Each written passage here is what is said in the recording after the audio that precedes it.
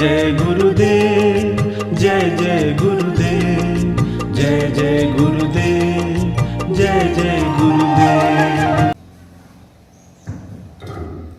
श्रीमद् करुणा सागर महाराज की जय, श्री कैवल धाम की, श्री अविचल दास जी महाराज की जय।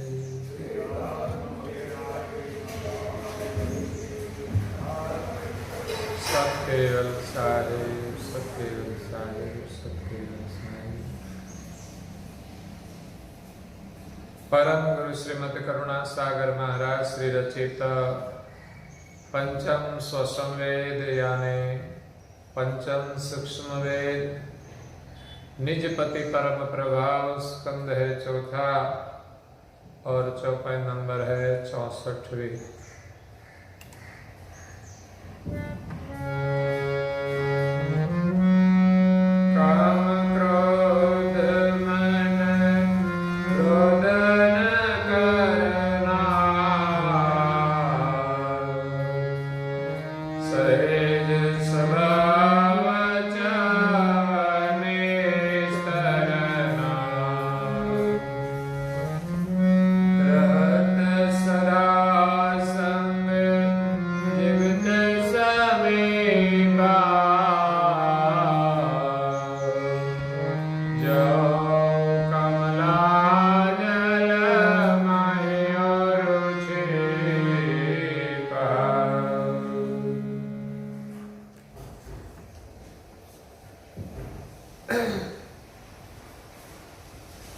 प्रेम भक्तजनों,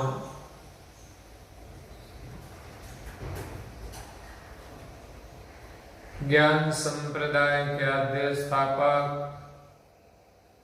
अनंत ब्रह्मांडाधीश केवल कर्ता के परम विशेष अंश सकर्ता सत केवल का महाद सजान जान अलौकिक दिव्य स्वरूप को अनेक न्यायों से प्रत्यक्ष प्रमाण से स्व अनुभव से प्रतिपादन करने वाले अनंत अंशों के तारणहार केवल धर्म धुरंधर नव बुद्धि के सागर महान समर्थ परम श्रेष्ठ परम विभूतिवान परम दयालु परम कृपा निधि सर्वज्ञ दिव्य परम गुरु श्रीमद् करुणा सागर जी महाराज जगत के जिज्ञासु और मुमुक्षु अंशों को यथार्थ ज्ञान का उपदेश देते हुए स्वरचित पंचम स्वसंवेद ग्रंथ के चौथे स्कंद की 64वीं चौपाई में निजपति परम प्रभाव का वर्णन करते हुए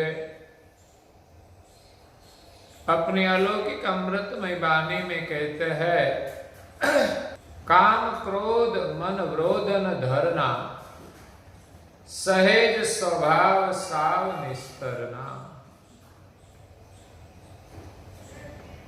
आगे दिव्य परम गुरु जी ने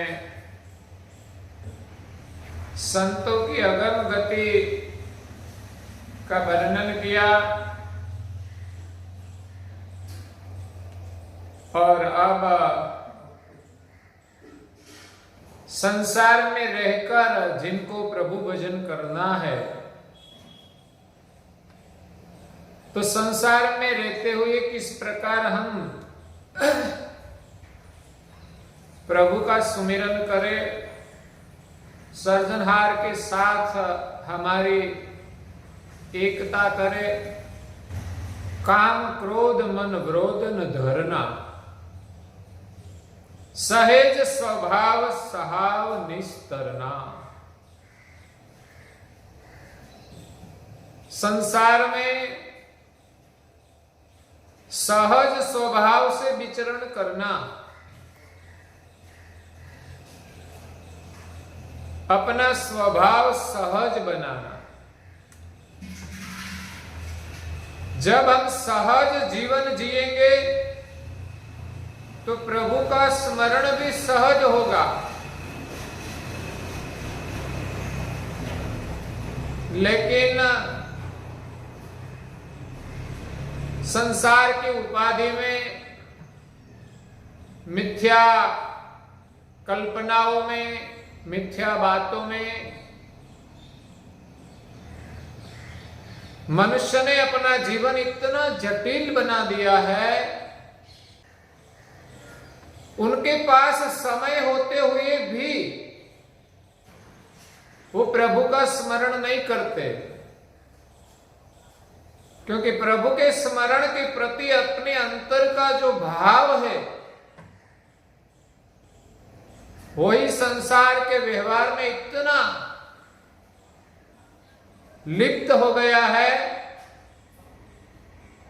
कि संसार का चितवन छोड़कर सर्जनहार का सुमरण करने का भाव ही नहीं है। विशेषतः अंशों की वृत्ति संसार के पदार्थों में लगी है, जड़ पदार्थों में लगी है। इसी के कारण अंशों की वृत्ति में अनेक प्रकार की कामनाएं हैं। सगवड़ और सुविधा को सुख मानना भ्रांति है। सुख सुविधा होते हुए भी लोग दुखी है, लोग परेशान है। क्यों? तो कि कामनाओं के कारण दुखी है। उनके पास बहुत कुछ होते हुए भी अनेक कामनाओं के लिए वो सदैव दुखी रहता है। हमारे मन में संसार के पदार्थ सुख की एक भी चाहना हो तो भी हम उनके लिए चिंतित रहते हैं। तो चिंता ही बड़ा दुख है। जहां एक इच्छा भी हमें दुखी करती है, वहां अनेक इच्छाएं हैं। वहां मनुष्य किस प्रकार चैन से रह पाए। इसलिए दिव्य परम गुरु जी हमें संसार में रहकर प्रभु का सुमिरन करना है, निज घर की प्राप्ति करनी है, सर्जनहार की प्राप्ति करनी है, तो संसार सुख की जो कामनाएं हैं वो छोड़ दे।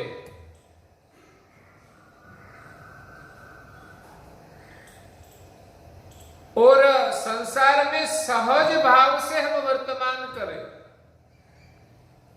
सहज भाव से हमें जो मिले, जो हमारे लिए जरूरी है, वो हम ग्रहण करें। लेकिन संसार सुख की जब चाहना होती है तब मनुष्य उसको पाने के लिए कुछ भी करता है, पुरुषार्थ करता है, या तो बिना पुरुषार्थ पाने की भी चाहना रखता है। संसार सुख की प्राप्ति के लिए लोग प्रपंच भी करते हैं, झूठ भी करते हैं। जहां प्रपंच है, जहां झूठ है, जहां इतनी स्वार्थ वृत्ति है, वहां प्रभु का सुमिरन संभव ही नहीं है। शायद थोड़ा दिखावा करे, बात अलग है, क्योंकि आजकल बड़े बड़े लोग झूठ प्रपंच करने वाले भी प्रभु का सुमिरन करते हैं, कुछ सेवा करते हैं। लेकिन क्यों? बहुत प्रपंच करते हैं, इसलिए इसमें से कुछ धर्म मार्ग में, सेवा में बटोर देते हैं। तो ये सच्चा सुमिरन नहीं है। सच्चा सुमिरन करना हो तो हम नीति से ही सब चीज की प्राप्ति करें। जहां हमारा कोई अधिकार नहीं है वो चीज को हमें लेनी नहीं चाहिए। कोई सामने से हमें मुफ्त में दे तो भी हमारा अधिकार नहीं है, वो चीज हमें नहीं लेनी चाहिए। जब यहां तो इतनी पदार्थ की आसक्तियां है कि मौका मिल जाए तो वो छोड़ते ही नहीं। तो कामनाओं के कारण मनुष्य दुखी है। अनेक इच्छाओं के पीछे मनुष्य सुबह से शाम तक दौड़ता ही रहता है। एक दिन पूरा हो जाने के बाद दूसरे दिन की कामनाएं अगले दिन से ही अपने मस्तिष्क में भर लेते हैं। कल ये करना है, वो करना है। कुछ कामनाएं पूरी होती है, लेकिन जिंदगी भर वो दौड़ता है, फिर भी अपनी सभी कामनाएं पूर्ण नहीं होती, क्योंकि जहां संतोष ही नहीं है वह कामनाओं का अंत नहीं है। असंतोष ही बड़ा दुख है और संतोष ही बड़ा सुख है। गौधन, गजधन, राजधन और रत्न धन खान, जब मिले संतोष धन तो सब धन धूल समान। मनुष्य के पास कितना भी धन हो, चाहे गौधन हो, गजधन हो, पशु का धन, चाहे राज मिल जाए, सत्ता मिल जाए, कितनी भी संपदा मिल जाए, लेकिन जिसको संतोष नहीं है वो सच्चे कंगाल है। और जिनके पास अपने जरूरत के लिए जितना जरूरी है उतना ही है और संतोष से जीता है, तो उनके जैसा बड़ा कोई धनवान नहीं है। सबसे बड़ा धन संतोष है। जब मिले संतोष धन तो सब धन धूल समान। सिकंदर के पास संतोष नहीं था। कई देशों पर उसने चढ़ाई करके राज पाया, लेकिन संतोष नहीं था तो लड़ते लड़ते लड़ते मर गया। उनकी इच्छाएं पूरी नहीं हुई। इसी प्रकार सभी मनुष्य की जो छोटी से लेकर जो बड़ी बड़ी आकांक्षाएं हैं, इच्छाएं हैं, हम ज्ञान दृष्टि से देखें तो सब पूरी होने वाली नहीं है। और जरूरी है कि नहीं वो भी सोचना चाहिए कि ये सब कुछ करके, सब कुछ पाकर हम एक दिन चले जाएंगे, लेकिन इस आकांक्षाओं में अंश अपने का विचार नहीं करते कि हम यहां कितने दिन रहने वाले हैं, कितना जरूरी है। हमारी जिंदगी का पूरा समय हम पदार्थ प्राप्ति के लिए गंवा देते हैं, लेकिन हम खुद का विचार नहीं करते कि इस शरीर में हम कौन हैं। इस शरीर को धारण करने से पहले हम कहां थे और शरीर को छोड़कर हम कहां जाएंगे। जिसने अपने को जान लिया उसको कोई पदार्थ की जरूरत नहीं है,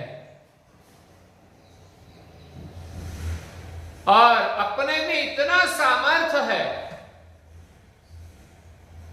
कि हम जो चाहे वो अपने संकल्प मात्र से पा सकते हैं। लेकिन जहां अपना आनंद है, खुद का जहां आनंद है, वहां पदार्थ की चाहना नहीं होती। और चीजों में वो आनंद नहीं है जो आनंद हमें खुद में है। इसीलिए निज स्वरूप की प्राप्ति के लिए जब हम संसार सुखनी कामनाओं छोड़कर निज स्वरूप की प्राप्ति के लिए हमारी प्रबल इच्छा बनेगी और हम आत्म तत्व का ही चिंतन करेंगे, तब हमें पता चलेगा कि हम कौन है। काम क्रोध मन विरोधन करना। संसार में हमें शांति से रहना है, सुखी रहना है, तो अनेक कामनाएं छोड़े।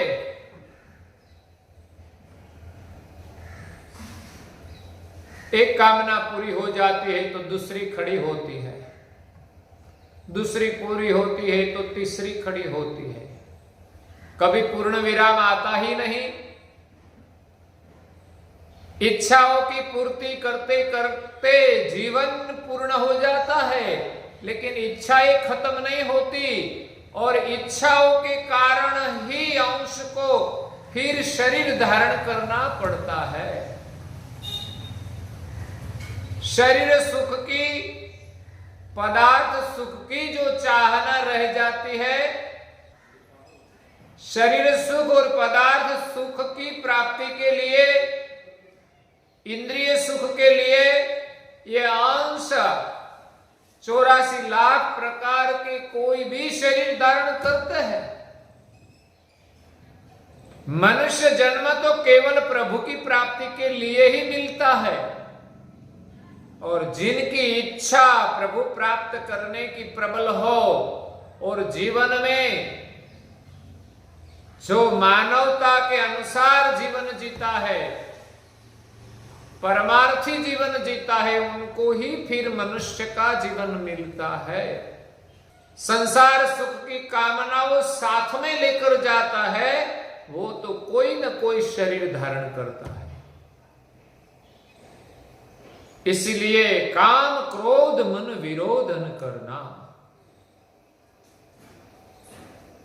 दिव्य परम गुरु जी कहते हैं कि काम को छोड़ो, क्रोध को छोड़ो, और किसी के प्रति जो विरोध भाव है उनको भी छोड़ो, नहीं तो प्रभु का सुमिरन होगा नहीं। ईर्ष्या भाव से हम किसी का विरोध करेंगे तो कभी प्रभु का सुमिरन नहीं होगा। विरोध करना एक ईर्ष्या भाव है। दूसरे का अच्छा काम देखकर जो जलते हैं वो ईर्ष्यालु है। कभी कभी भौतिक सुख में भी किसी को सुखी देखकर कई लोग जलते हैं कि वो सुखी है, तो वो ईर्ष्या है। ईर्ष्या के कारण दूसरे का अच्छा काम भी उनको अच्छा नहीं लगता। दूसरे को दुखी देखकर जो खुश होते हैं वो दुर्जन है। दूसरे के सुख से जो सुखी होता है वो सज्जन है। और दूसरे के दुख को देखकर दुखी होकर उनके दुख को जो दूर करता है वही संसार में संत है। सच्चे संत कभी किसी का विरोध नहीं करता। उनको अच्छा न लगे तो उनको छोड़ दे। संसार में कई प्रकार के लोग रहते हैं, हम सब का चरित्र देखकर विरोध करने लगे तो हम खुद का कल्याण नहीं कर सकते। विरोध का मतलब ही ईर्ष्या होता है। नहीं तो गलत है तो गलत है तो जाने दो। लेकिन कभी कभी ईर्ष्या के वशात हम अच्छी प्रवृत्ति का भी विरोध करते हैं। तो यहां दिव्य परम गुरु जी कहते, काम क्रोध मन विरोध न करना। विरोध करेंगे तो क्रोध आएगा ही, क्रोध भाव से ही विरोध होता है। जहां क्रोध है वहां प्रेम नहीं होता, और जहां प्रेम नहीं है वहां प्रभु का सुमिरन भी नहीं होता। दिव्य परम गुरु जी ने प्रभात पद 10 में कहा है,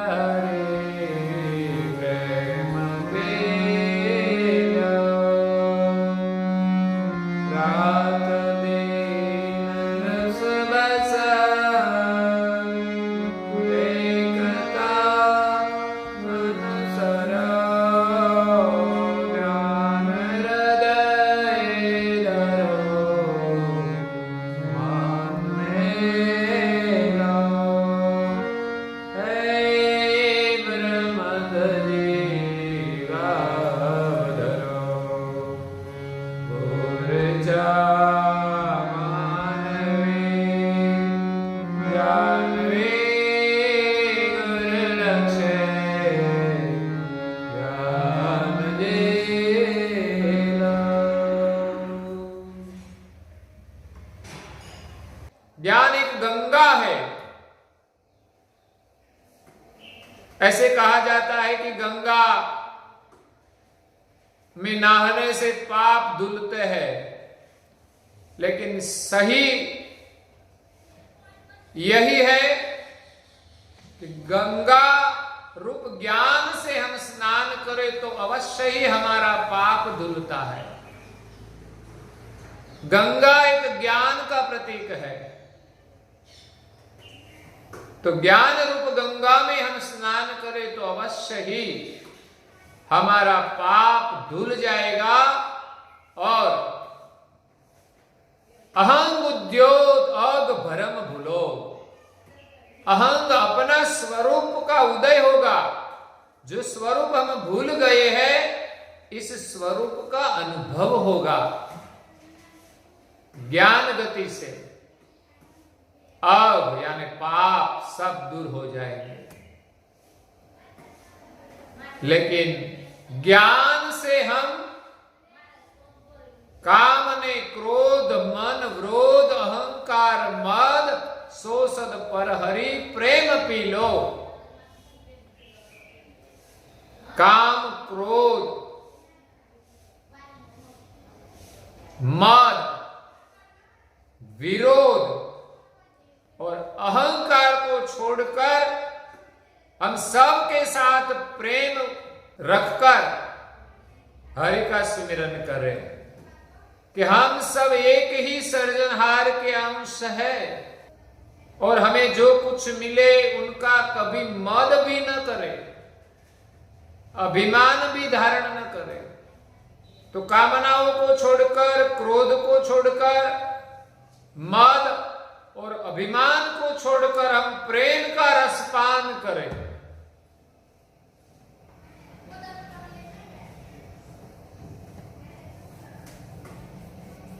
काम ने क्रोध मन ब्रोध अहंकार मद, सो सद पर हरि प्रेम पीलो, रात दिन रस बस एकता अनुसरो, ध्यान हृदय धरो मान मेलो।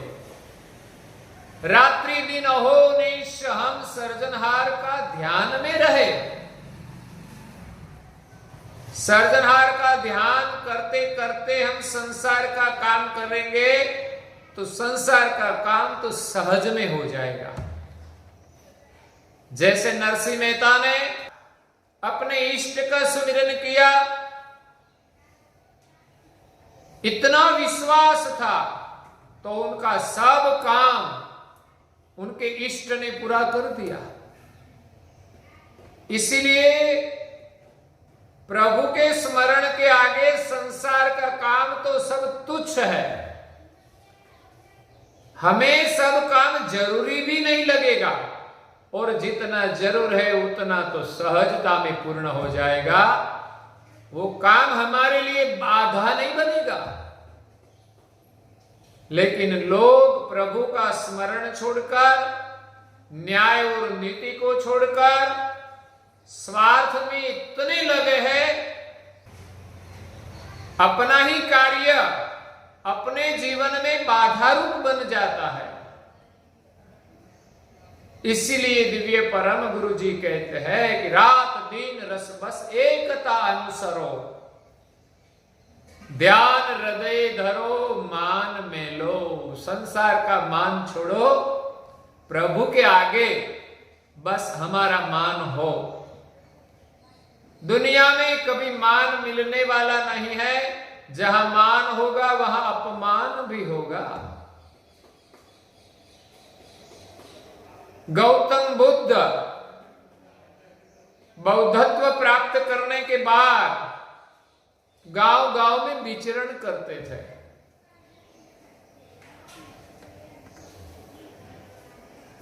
वो एक राजकुमार थे, तब से ही उनकी संसार में एक पहचान थी।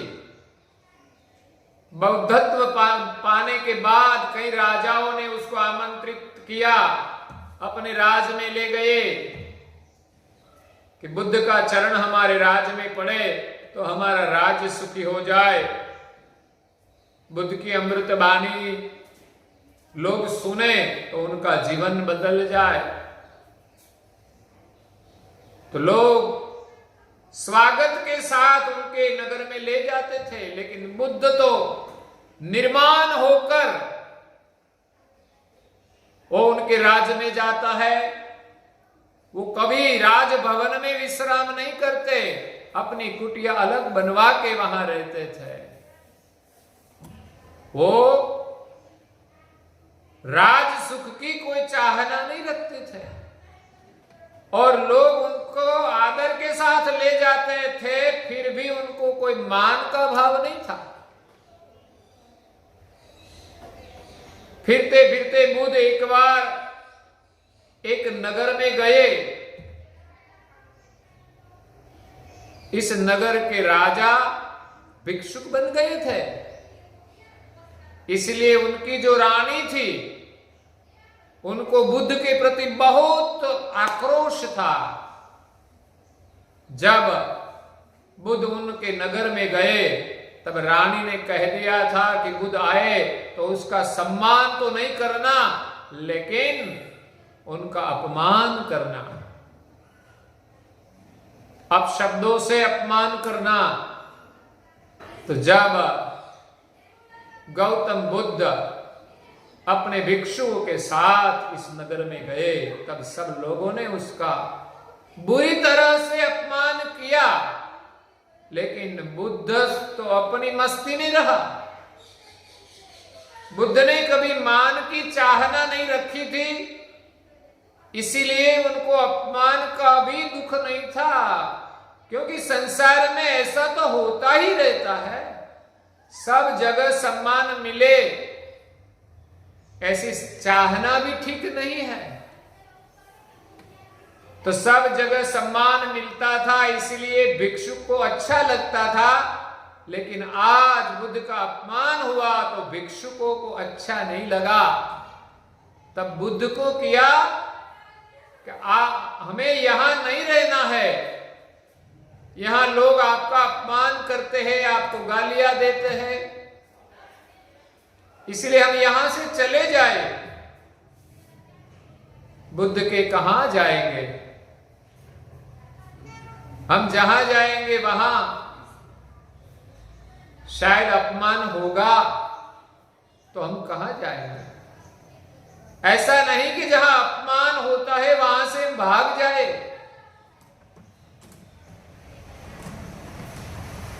अपमान को भी सहन करना पड़ता है, और हम यहां से भागेंगे तो हमारा लक्ष्य सिद्ध नहीं होगा।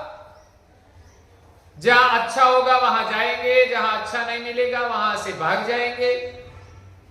हमारा लक्ष्य है लोगों को बोध करना, तो हम यहां बोध नहीं करेंगे तो ये लोगों में परिवर्तन कैसे आएगा। इसलिए दृढ़ निश्चय के साथ अपमान को पीकर बुद्ध वहां रहे और कहा कि यहां की स्थिति जब तक सहज न हो जाए तब तक हमें यहां रहना चाहिए। यहां की स्थिति सामान्य न हो जाए, हमारे प्रति जो विरोध भाव है वो सामान्य न हो जाए, तब तक हमें यहां रहना चाहिए, और उन लोगों को हमें बोध करना चाहिए। तो संसार में मान की भी कामना होती है, तो कामनाएं छोड़कर, क्रोध को छोड़कर, विरोध भाव को छोड़कर हम संसार में सहज भाव में विचरण करें, तब ही संसार में रहकर प्रभु का सुमिरन होगा। संसार में रहकर हम कैसे हरि का सुमिरन करें, उनके लिए परम गुरु जी इस चौपाई में बहुत कुछ कहते हैं, लेकिन आज का समय पूरा होता है तो वो हम कल सुनेंगे। आज के प्रवचन को यहाँ विराम देते हैं। श्रीमद् करुणा सागर महाराज की जय, कैवल धाम की जय, श्री अविचलदास जी महाराज की जय।